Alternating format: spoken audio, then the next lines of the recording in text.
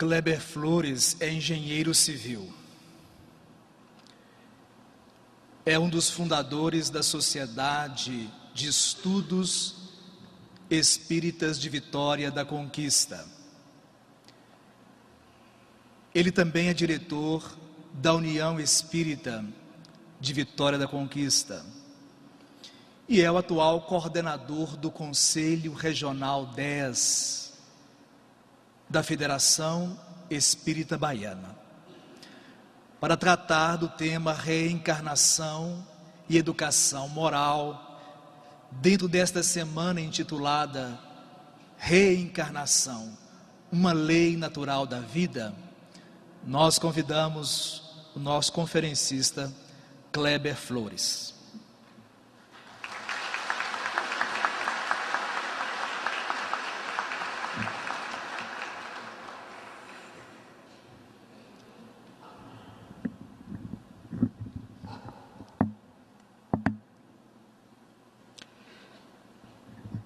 A todos os presentes, o nosso boa noite,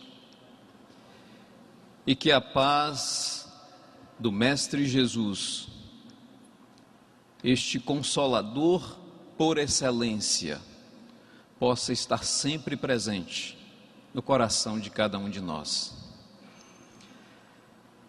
Agradecemos primeiramente a oportunidade de aqui fazermos presente,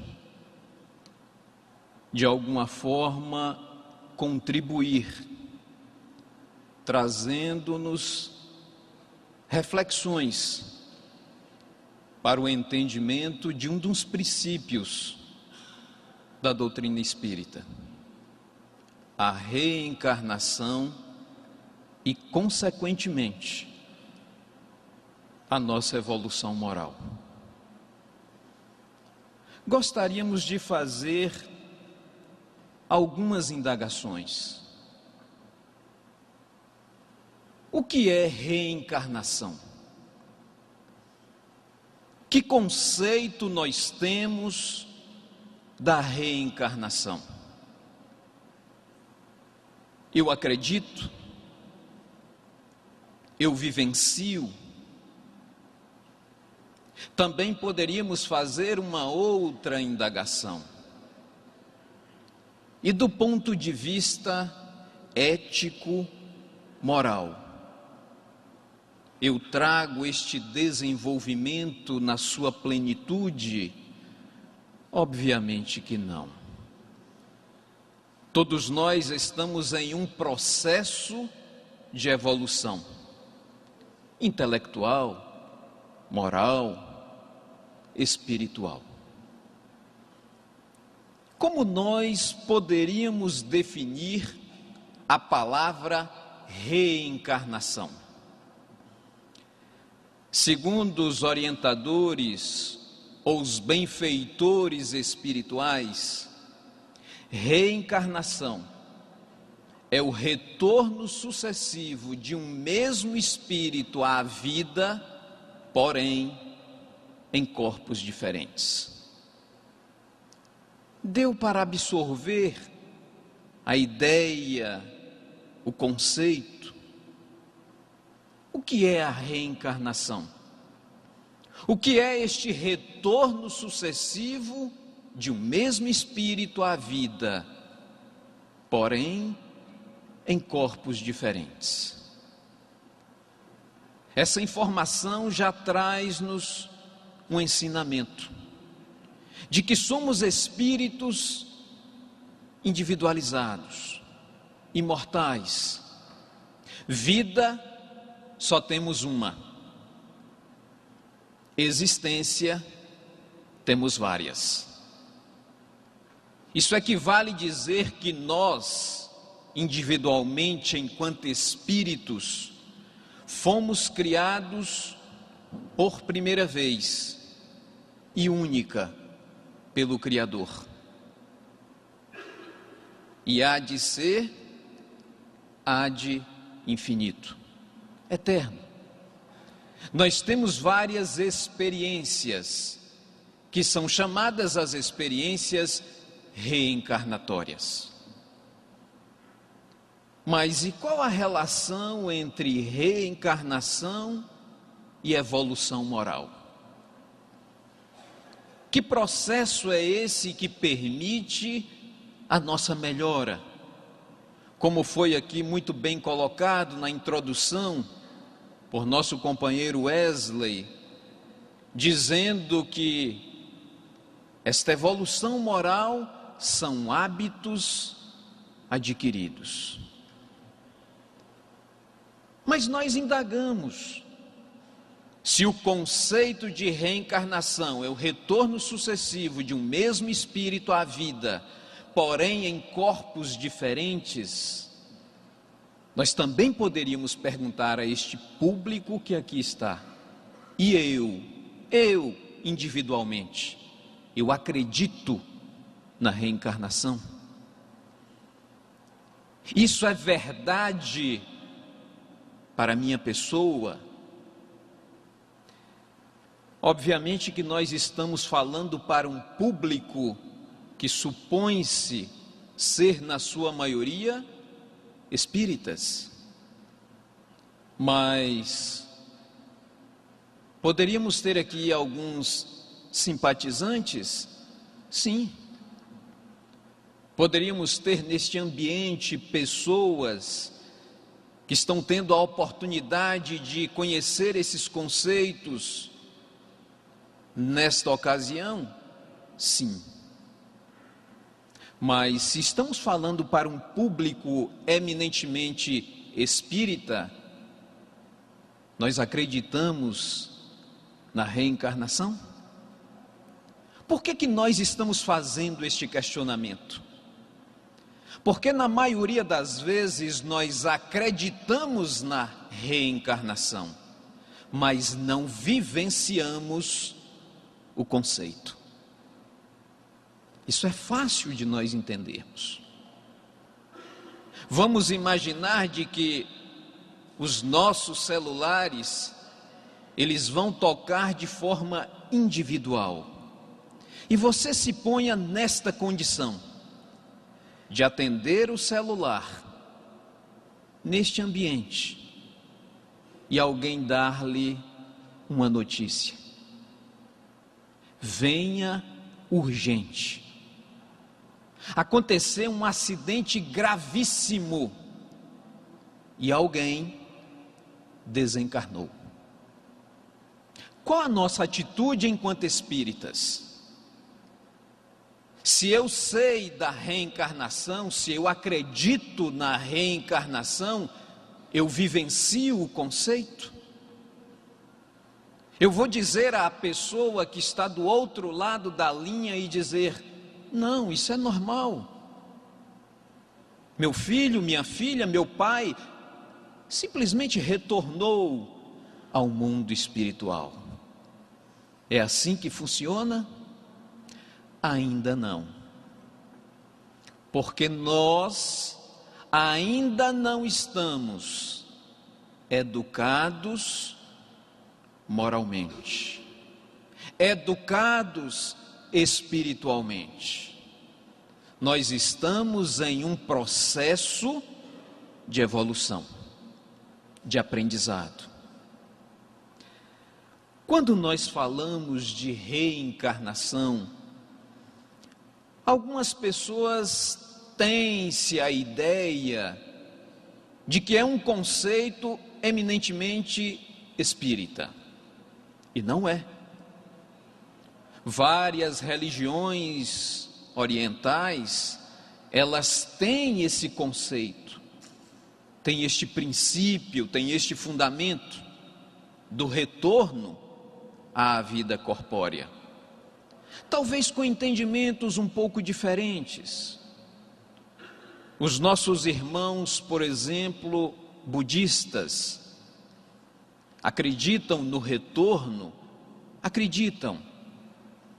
Mas acreditam também em uma pequena palavra chamada de metempsicose, que é a possibilidade, diante do princípio budista, de um espírito retornar a um corpo de um animal. normalmente para pagar os seus débitos, o karma. A doutrina espírita não coaduna com este entendimento. Uma vez adquirido o corpo humano, o espírito só retorna para experiências em corpos humanos. Mas, e Jesus? Será que o Cristo ensinou-nos sobre a reencarnação? Sobre o retorno do espírito a várias existências corpóreas? Sim, obviamente que sim. Poderíamos aqui citar apenas 2 passagens para fortalecer o conceito, a ideia da reencarnação. Vamos encontrar no Evangelho de Mateus, lá no seu capítulo 17, a partir do versículo 1, onde este evangelista narra-nos a história de Jesus, seguido de 3 dos seus discípulos, e indo ao alto do Monte Tabor, na presença de Tiago, Pedro e João. Ali acontece um fenômeno que todos nós já ouvimos falar: a transfiguração do Mestre. Poderíamos traduzir para um melhor entendimento: Jesus tornou-se luminoso, radiante de luz, brilhante. E naquele momento apareceu diante também dos 3 dos seus discípulos, Moisés e Elias. A famosa transfiguração do monte. E dialoga. Pedro, o mais próximo do mestre, ele fica tão inebriado com aquela visão que ele pergunta: Senhor, tu queres que façamos aqui 3 tendas, uma para ti, outra para Moisés, outra para Elias? E Jesus diz que não há aquela necessidade, inclusive de que não comentasse com os outros, até que o Filho do Homem renascesse dentre os mortos. Era uma visão mediúnica que aqueles 3 dos seus discípulos estavam tendo. E Jesus pede cautela. Mediunidade é coisa santa que deve ser tratada, como disse Simão Pedro, com santidade. E Pedro indaga ao Mestre Jesus: Senhor, dizem os escribas, porque ele era um leitor, ele buscava o entendimento das sagradas escrituras antigas, dizem os escribas que Elias havia de vir. E Jesus dá uma resposta a Pedro: Pedro, Elias havia de vir e veio para restaurar todas as coisas. Só que nós temos um entendimento materialista. Restaurar que coisas? Do povo? Não, dele próprio. Fazer com que o aprendizado seja efetivo. E Jesus diz que Elias havia de vir e veio. Vós é que não reconheceis e fizeram dele o que fizeram. Pedro, na realidade, fica trabalhando aquelas informações do mestre. Confabulam entre si e dizem: isso está escrito em qualquer Bíblia, seja aquela lida pelos nossos irmãos católicos, por nossos irmãos evangélicos ou por nós, espíritas. Entenderam eles que era de João Batista que Jesus estava a falar. Quem foi Elias? Quem foi João Batista? Elias, na realidade, viveu entre o ano em torno de 950 antes de Cristo.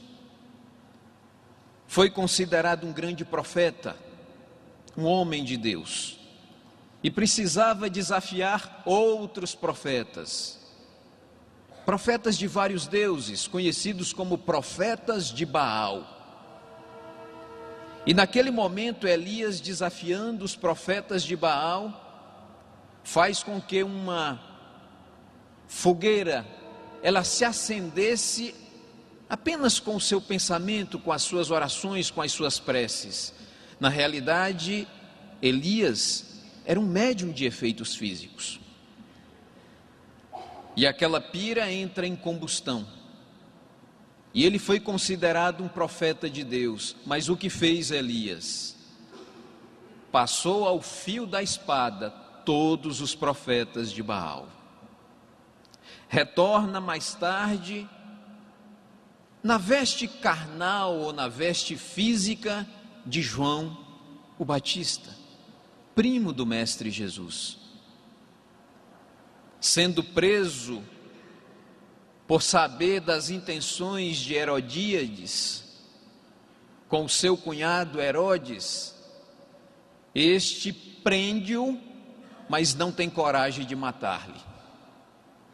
Numa festa, a filha de Herodíades dança para o rei Herodes, e dança tão bem que ele a chama em particular e diz: peça o que quiseres, te dou inclusive metade do meu reino, peça. E Salomé, se aproximando da mãe, ela indaga: mãe, o que eu peço ao rei? Ela, com medo de João Batista contar o seu segredo, ela diz: peça a cabeça de João Batista em uma bandeja de prata. Palavra de rei não se volta atrás. E Herodes assim o faz, a contragosto, mas faz. E João Batista tem a cabeça degolada. Doutrina espírita nos ensina lei de causa e efeito, que na realidade não é um castigo de Deus, é um processo educacional. E João Batista teve a oportunidade de compreender o que fizeram outrora com os profetas de Baal. Isso é reencarnação na Bíblia. Uma outra passagem para nós refletirmos de forma rápida está no Evangelho de João, capítulo 3, a partir do versículo 1, onde esse evangelista nos narra a história de Nicodemos, um doutor da lei. Era alguém que tinha conhecimento das Sagradas Escrituras antigas. E este homem, ele procura o Mestre Jesus à calada da noite, sozinho. Senhor, sei que tu és mestre, é filho de Deus, mas o que é necessário para se chegar ao reino de Deus? E Jesus, com muita tranquilidade, diz a Nicodemos: Nicodemos, necessário é nascer de novo. Nicodemos, ele fica triturando aquela informação, porque Jesus literalmente diz: necessário é, Nicodemos, nascer de novo. Obviamente que irmãos nossos de outros segmentos, ao lerem esta passagem, têm uma interpretação diferente. Estão equivocados? Não. É um entendimento. É um entendimento de cada um. Onde talvez se entenda que nascer de novo é ser uma nova pessoa. Nascer da água, do Espírito, do batismo, é um entendimento possível Somos nós que vamos ser contra esse entendimento? De forma alguma. Mas também não podemos negar que a outra possibilidade também é verdadeira. Quando Jesus diz: Nicodemos, necessário é nascer de novo. E Nicodemos indaga ao mestre Jesus: Senhor, como pode um homem velho voltar no ventre da sua mãe? E Jesus o diz: Nicodemos, tu és mestre. É como se dissesse: tu o sabes.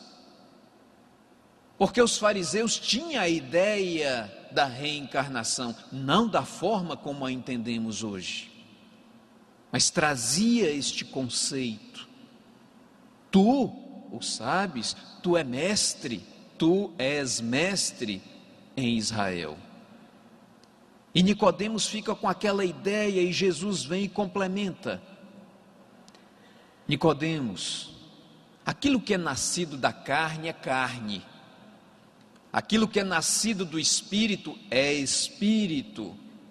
É como o vento que sopra aonde quer, que ouve a sua voz, mas tu não sabes nem para onde vai e nem de onde vem. Aqui nós fazemos uma indagação. Quem tem filhos aqui presente? Quem são os nossos filhos? De onde vêm? Para onde vão? É isso que Jesus está dizendo a Nicodemos. É como o vento, Nicodemos. O vento que sopra. Tu não sabes de onde vai, para onde vem, de onde vem, para onde vai. Isso é espírito. O que é corpo é nascido do corpo, o que é carne é nascido da carne.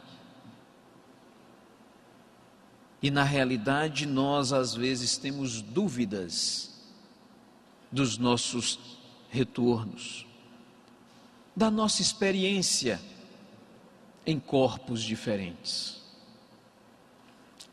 A doutrina espírita, ela traz esses ensinamentos como fundamentos, como princípios, sim. Nós buscamos aqui apenas 2 ou 3 questões para refletirmos sobre esta ideia.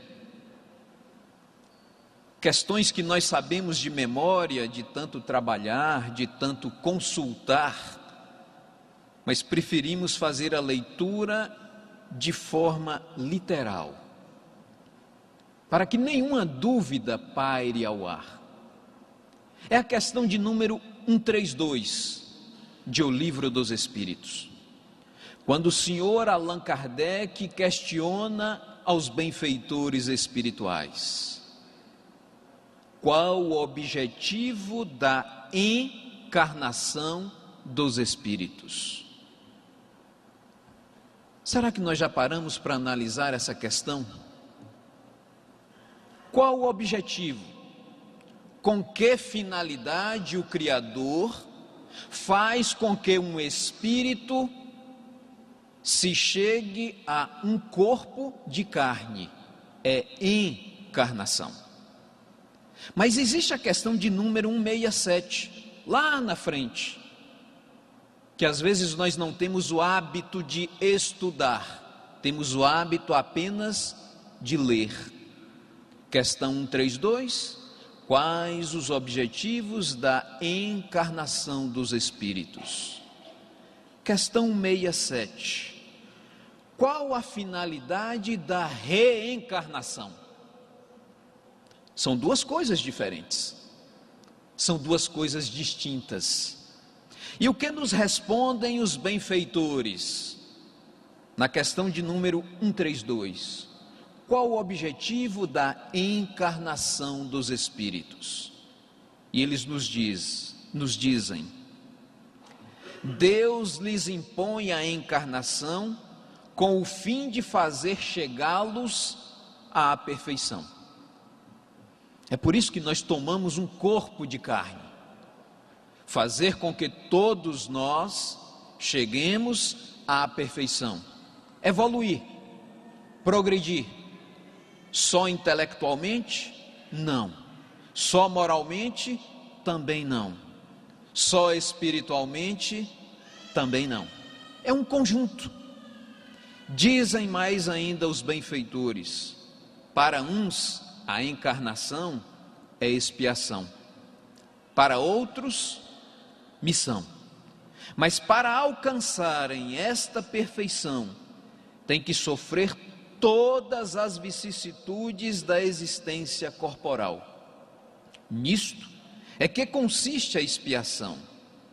A encarnação tem ainda outra finalidade: a de pôr o espírito em condições de cumprir sua parte na obra da criação. É desta forma que, concorrendo para a obra geral, ele próprio se adianta. O que os orientadores espirituais estão nos dizendo de uma forma ampla? É que o Criador, Deus, criou-nos como espíritos, mas que nós precisamos ter as nossas experiências, e nós viemos em um corpo de carne para, através dessas experiências, elevarmos-nos moralmente, espiritualmente e chegarmos à perfeição. Mas qual a diferença na segunda questão, a de número 167? Qual a finalidade da reencarnação? E eles dizem: expiação, melhoramento progressivo da humanidade. Sem isso, onde estaria a justiça? Então vejam que a palavra encarnação está ligado mais diretamente à individualidade espiritual, nós, enquanto individualidades. E o processo de ir e vir várias vezes, reencarnação, é de forma coletiva. Humanidade, sociedade, convivência com grupo de pessoas. É esse o objetivo da reencarnação de todos nós, que sem dúvida alguma proporciona a nossa evolução, proporciona crescimento. Escolhemos mais uma questão para fechar esse raciocínio. Livro dos Espíritos, questão de número 799. O senhor Allan Kardec questiona: de que maneira o Espiritismo pode contribuir para o progresso dessa humanidade? Que conceitos essa doutrina traz? Que oportunidades de entendimento nós temos para o nosso crescimento, para a nossa evolução? E eles nos instruem: destruindo o materialismo, que é uma das chagas da sociedade. O Espiritismo pode fazer com que os homens compreendam onde estão os seus verdadeiros interesses. E aqui cabe uma indagação: aonde estão os nossos interesses? Por que eu vim aqui hoje? Com que interesse? E nesta minha existência, qual tem sido os meus interesses? Isso é reflexivo. Vai mais ainda: como a vida futura, através dos ensinamentos da doutrina espírita, como a vida futura não estará mais velada pela dúvida, o homem perceberá melhor que pode garantir seu futuro por meio do presente. É isso que nós estamos fazendo hoje.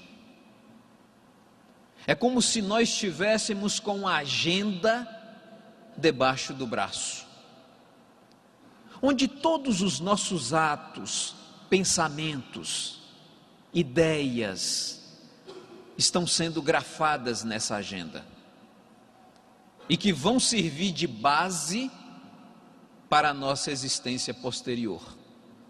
É o que nós estamos fazendo hoje. Na casa espírita que nós frequentamos, lá na nossa cidade, Vitória da Conquista, nós temos uma atividade muito similar, que talvez aqui tenha o nome de atendimento fraterno, onde pessoas chegam por primeira vez à casa espírita e recebem aquele acolhimento e as primeiras informações. Como este ambiente é possível de ter pessoas nesta condição, achamos pertinente essa colocação. O que é reencarnação? Do ponto de vista prático, do ponto de vista do nosso entendimento, é o retorno sucessivo de nós mesmos enquanto individualidades espirituais para exercícios aqui na Terra, porém em corpos diferentes. Mas vamos imaginar de que alguém que esteja aqui presente não acredite nisso, não acredite em experiências anteriores, mas hoje nós somos uma realidade. Hoje nós somos espíritos que estamos movimentando um corpo físico. Não há como negar, nem que queiramos. Eu não posso negar. Se as pessoas acreditam na vida após essa existência, quer seja espiritual ou não, é uma realidade espiritual. E se eu tenho um corpo físico, é porque esta individualidade espiritual está tendo uma experiência no corpo físico. Não há como negar isso. Eu estou na terra, eu estou encarnado, eu sou espírito e estou em um corpo físico. Quem nos trouxe? Não é para esse espaço, não é para Montes Claros. Quem me trouxe ao planeta Terra? Deus, o Criador. Deus trouxe todos nós. E até onde sabemos, só existe um mecanismo que o Criador se utiliza, pelo menos no planeta Terra, para trazer um espírito, para ter as suas experiências neste planeta, nascendo em um corpo de criança. Wesley chegou assim aqui na Terra, eu também, Léo, todos nós, enquanto espíritos, fomos trazidos pelo Criador através da união do óvulo e do espermatozoide, onde essas células foram se multiplicando e o Criador, já tendo nós, enquanto espíritos, se vinculando a essas células que estão se multiplicando. É o feto, é o bebê, é alguém que nasce. Somos todos nós. Viemos dessa forma.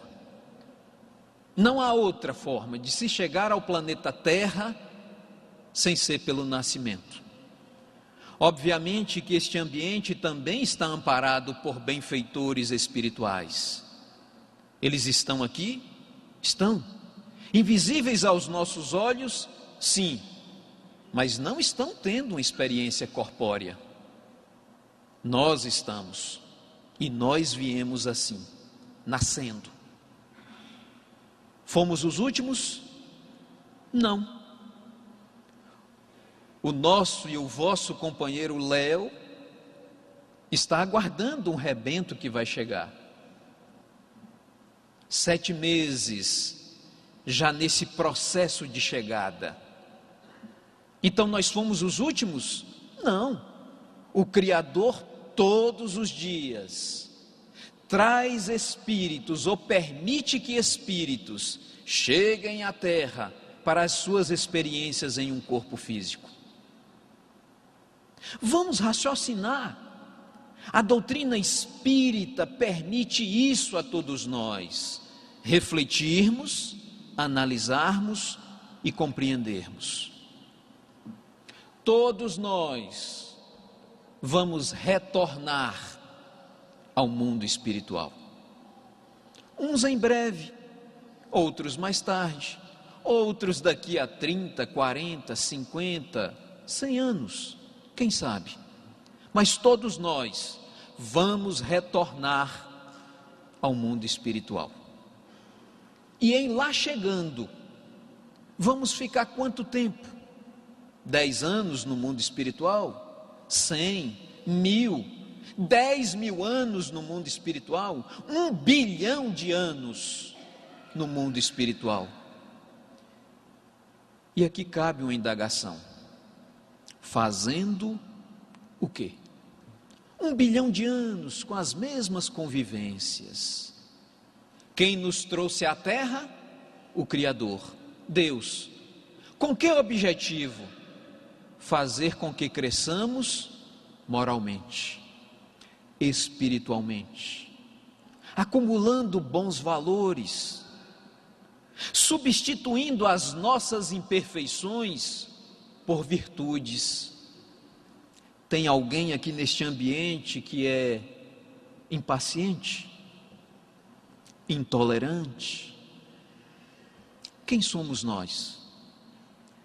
Será que depois de conhecermos estes ensinamentos da doutrina espírita, estamos melhores ou melhor individualmente do que ontem? Acho que sim. Porque nos dá freios, não limites. Proporciona a todos nós reflexões. Esse é que é o propósito que o Criador traz a todos nós. Mudanças de hábito. Eliminar as nossas imperfeições, as nossas vicissitudes. E ele se utiliza desse mecanismo que é pura justiça divina. Alguém vai falar sobre esse tema? Reencarnação e justiça divina. Somos impacientes, intolerantes, às vezes com um pouquinho de vaidade, orgulho, egoísmo, e estamos em um processo de aprendizado. Se o Criador nos traz para sermos essas pessoas melhores, mas nós nos esquecemos, nós erramos. Se Deus já me trouxe uma vez, porque nós estamos aqui, o que impede Deus de me trazer uma segunda vez? Nada.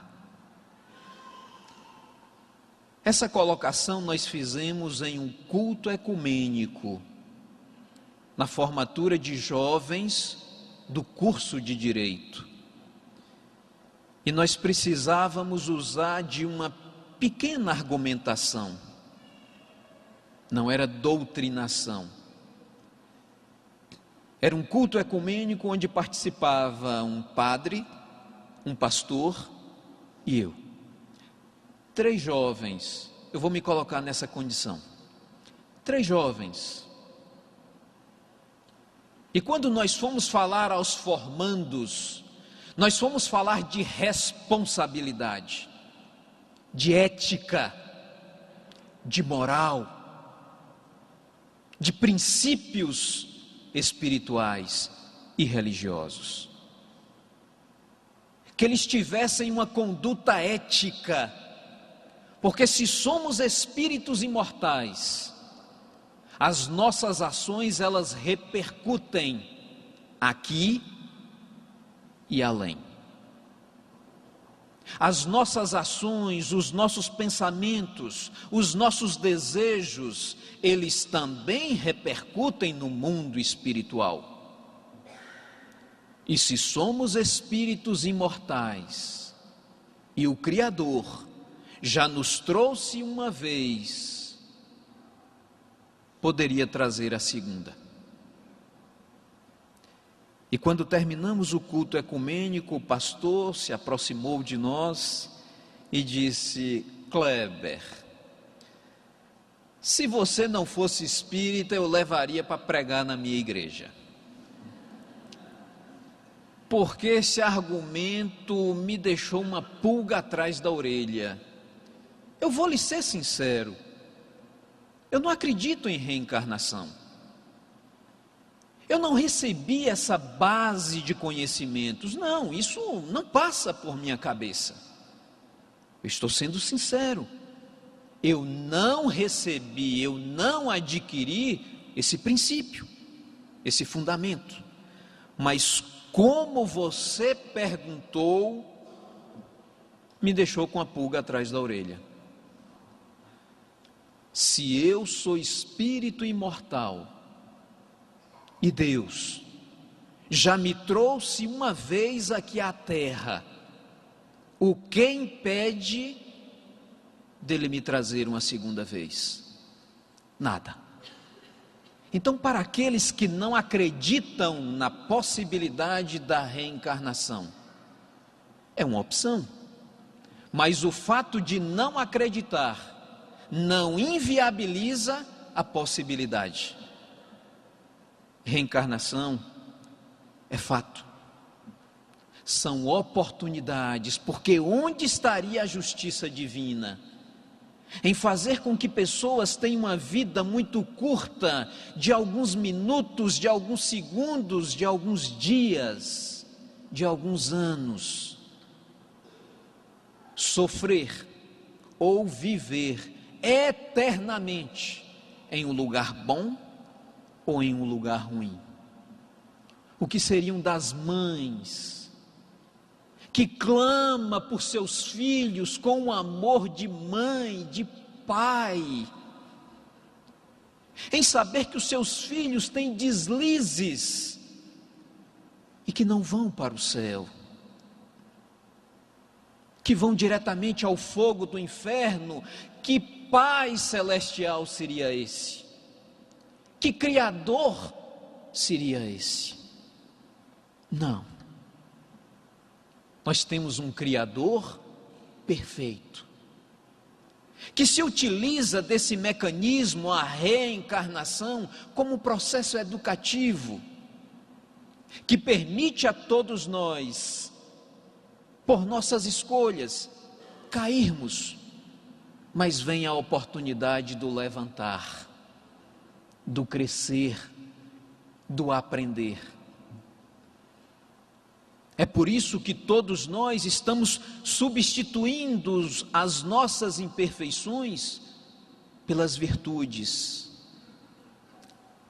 Quem somos nós? Faça a avaliação, quem aqui está, quem conheceu estes princípios através dessa doutrina do Cristo, trazida pelo codificador, através da pleiade de bons espíritos. Como eu estava há 10 anos, eu tenho certeza que alguns aqui iriam dizer: olha, eu já fui muito impaciente. Há alguns anos, se alguém dissesse com a voz mais alterada, eu dizia: esse desaforo eu não levo para casa. Bateu, tem que levar. Hoje, eu refiz esses conceitos. Mas quem fomos nós na nossa última encarnação? Como fomos nós na experiência anterior a essa que estamos vivendo hoje? Melhores do que somos hoje? Não. porque se fosse assim, nós aqui não estaríamos. O Criador tem uma perfeição nas suas leis. Mas, como estava você? Há 3 encarnações. Há 500 anos. Você, há 1000 anos. Como você estava como espírito? Você ali, à época do Cristo, há 2000 anos, como nós estávamos enquanto espíritos? Brigando, matando, roubando, como estávamos nós? Há 10.000 anos. Há 10.000 anos, como estávamos nós? Eu tinha o conhecimento que tenho hoje, não é só o conhecimento intelectivo, mas o conhecimento moral, da tolerância, da paciência, da caridade, do amor ao próximo, da fraternidade, há 10.000 anos, como estávamos nós enquanto espíritos. Há 1 milhão de anos. Fomos longe? Não, não fomos. No livro A Caminho da Luz, o Espírito Emmanuel nos traz uma referência do Cristo, Jesus, dizendo que na formação do planeta Terra, ou seja, há aproximadamente 4 bilhões e meio de anos, Jesus já era o governador espiritual da Terra. Há 4 bilhões e meio de anos, Jesus, o governador espiritual da Terra. Tem evolução espiritual este espírito? Cabe algumas interpretações, como o autor Dan Brown, dizendo que Jesus se apaixonou por Maria Madalena, houve relacionamento, talvez uma descendência. Cabe isso? Nós já analisamos a profundidade deste espírito, Jesus. Isso é o processo de evolução de todos nós. A evolução moral, ela vem com as nossas experiências, com as nossas vontades. O que nós estamos fazendo aqui hoje? Sem dúvida alguma, talvez, buscando conhecimentos, para podermos sermos melhores hoje do que ontem, e buscar uma meta para que sejamos melhores amanhã do que somos hoje. É essa a correlação entre reencarnação e a oportunidade da educação moral. Na vinda, no trajeto da nossa cidade até aqui, eu fiquei imaginando como esse princípio precisa ser difundido, como esse princípio precisa ser entendido, mas acima de tudo vivenciado. Se algumas pessoas, e aqui não vamos rotular nenhuma classe, para que não haja má interpretação, mas pessoas, vamos imaginar pessoas tendo conhecimento das suas responsabilidades, sabendo que os nossos atos eles repercutem, que se eu tirar a vida de alguém, esse alguém vai morrer no corpo físico, mas vai ter continuidade como espírito. Imagine a atitude de algumas pessoas que detêm o poder, que querem tudo para si e para os seus, que fazem das suas ações atrocidades, que faz da nossa comunidade momentos de sofrimento, por ganância, por orgulho, por vaidade. Que processo educacional enorme para a humanidade se as pessoas tivessem a consciência do processo reencarnatório, que Jesus tão muito bem colocou, só que não de forma aberta como estamos falando aqui hoje, porque a cada um é dado segundo a sua condição, segundo o seu entendimento. Jesus falou de reencarnação, de retorno, de mundo espiritual, de forma um tanto quanto velada. Se nós chegarmos para os nossos filhos ainda em tenra idade, eles entenderão as coisas de adulto? Não. O diálogo é apropriado e Jesus fez isso. Jesus trouxe-nos esses ensinamentos ainda de forma velada, em forma de parábolas, para que o nosso entendimento hoje seja mais pleno, seja uma fé raciocinada de possibilidades. Encerramos com uma mensagem que coaduna muito bem com este momento, com o tema. Ela é bastante reflexiva e nós a temos assim com muito cuidado.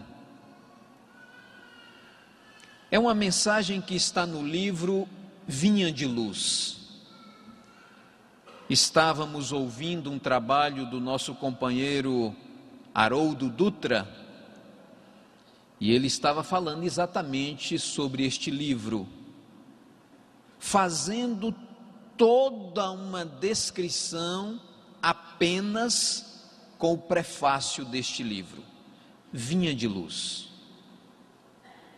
pelo Espírito Emmanuel, através de Chico Xavier. E quando ele falou sobre a introdução deste livro, o prefácio, já que nós temos a facilidade eletrônica às nossas mãos, eu já contava com o livro em forma digital, eu digitei a palavra reencarnação. E foi como um imã, caiu na mensagem de número 20, intitulada Porta Estreita. E o que esse orientador espiritual Emmanuel diz-nos nessa mensagem? O livro Vinha de Luz, ele é como uma coleção Fonte Viva, Vinha de Luz, Pão Nosso, Caminho, Verdade e Vida, Ceifa de Luz.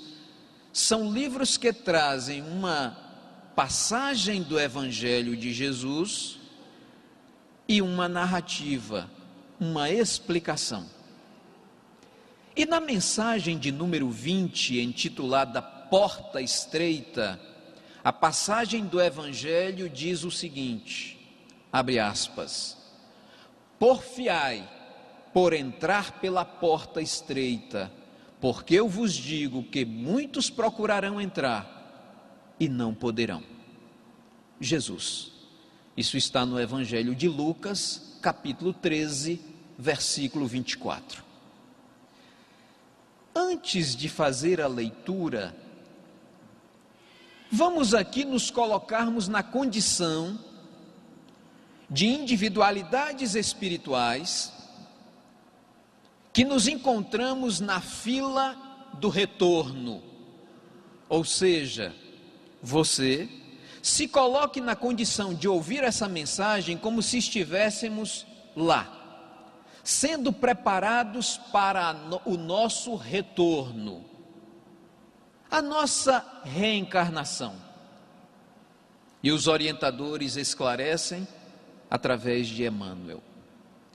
Antes da reencarnação necessária ao progresso moral, a alma estima na porta estreita a sua oportunidade gloriosa nos círculos carnais. Ou seja, nós somos tão devedores, nós já tivemos tantos erros, que ao chegarmos a esta fila do retorno, a gente se vê em uma condição difícil. Nossa, eu errei tanto, mas eu quero retornar. Eu terei a minha oportunidade, eu sei que desafios eu enfrentarei. Quem sabe um filho com alguma deficiência, talvez um esposo difícil, ou uma esposa um pouco impaciente. Ninguém vem enganado, ninguém. Todos os nossos desafios que nós estamos enfrentando, não foi às escondidas, foi colocado, está aqui. Você vai enfrentar isso, aceita?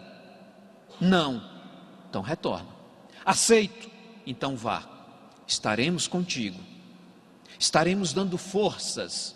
Isto são as portas estreitas, eu aceito.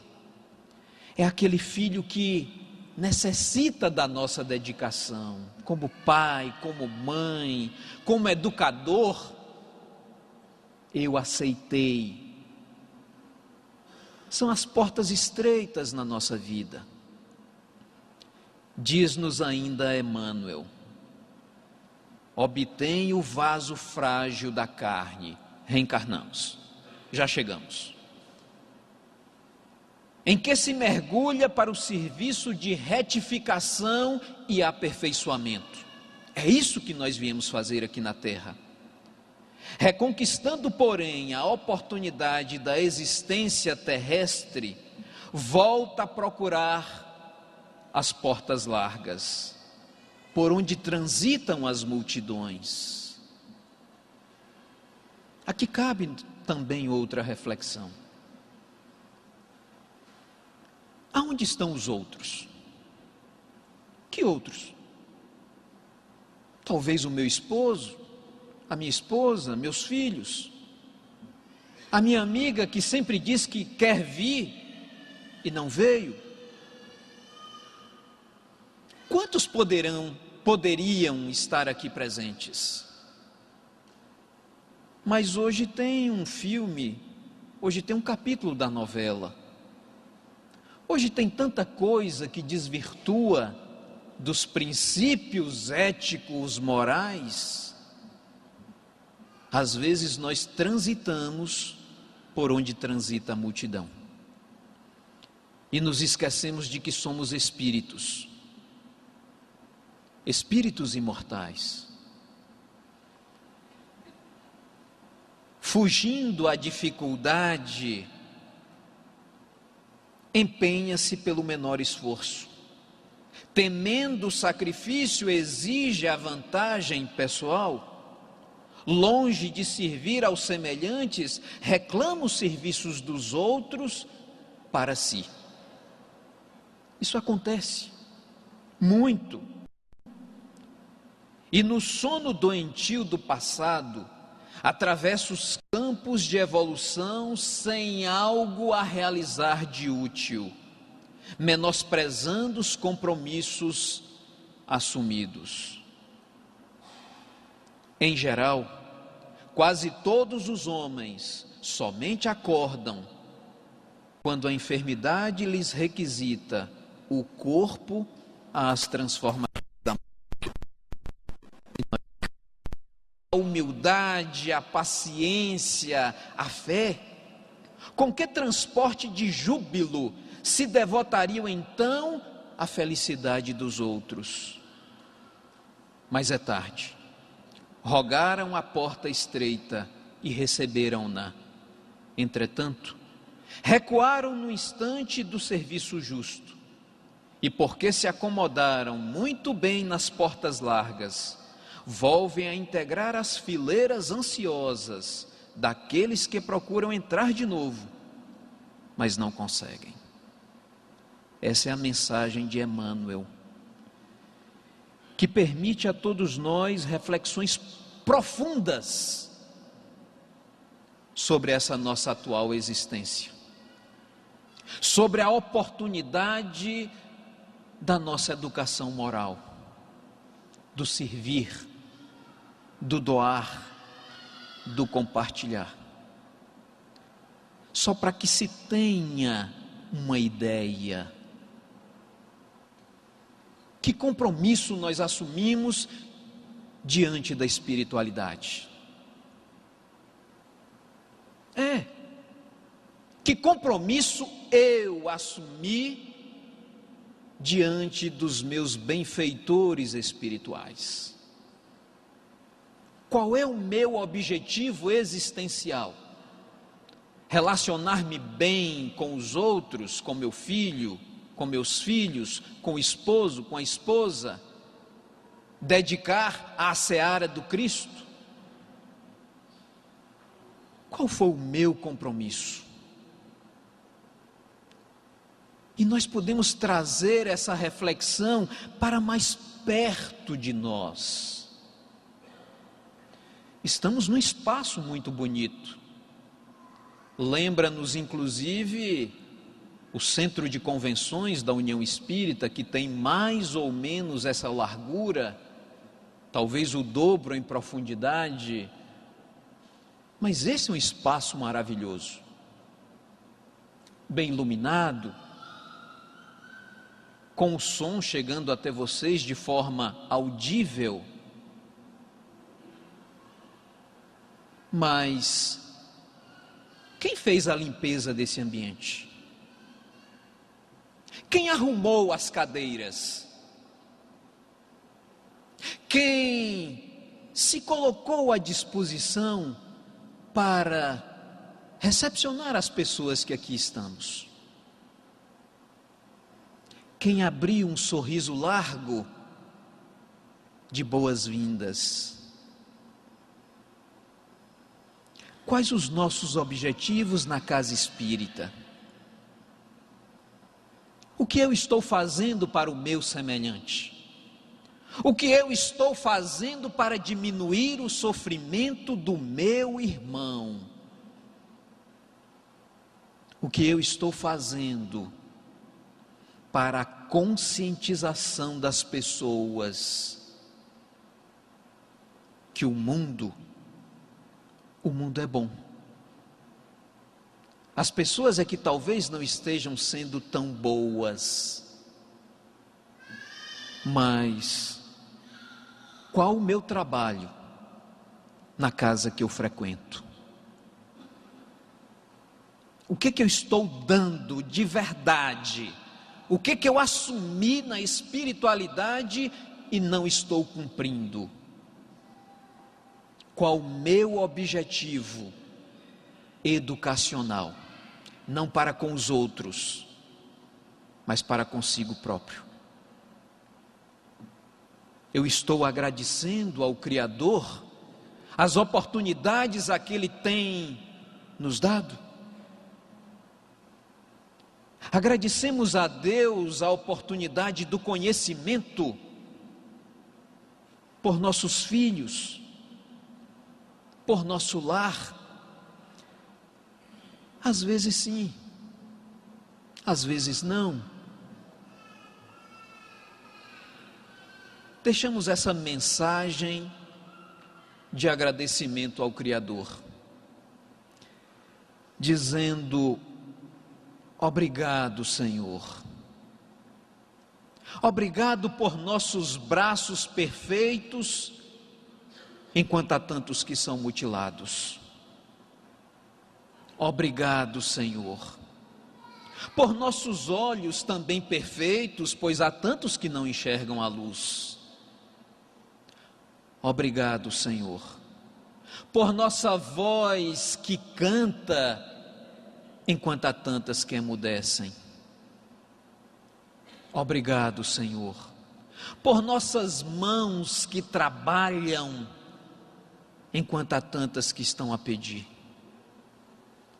Como é maravilhoso, Senhor, poder ter um lar para voltar, enquanto há tantos que não têm para onde ir. Sorrir enquanto há tantos que choram. Sonhar enquanto há tantos que têm pesadelo. Amar, Senhor, enquanto há tantos que odeiam. Mas acima de tudo, Mestre, viver, porque há tantos que retornam antes mesmo de nascer. Muita paz. Obrigado.